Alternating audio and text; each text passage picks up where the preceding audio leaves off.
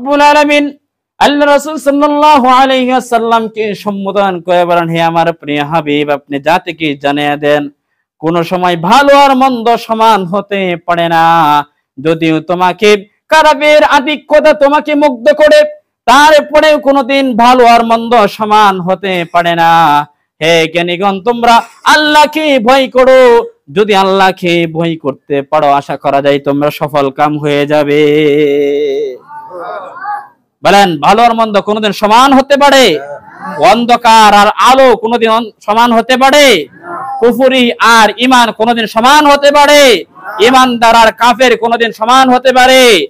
যেরকম ভাবে ঈমান আর কুফর একসাথে হতে পারে না, যেরকম ভাবে কাফের আর মুশরিক এক হতে পারে না, যেরকম ভাবে কোরআন এবং কোরআন ছাড়া যেটা আছে সেটা এক হতে পারে না, ঠিক তেমনি ভাবে ভালো আর মন্দ এক রকম হতে পারে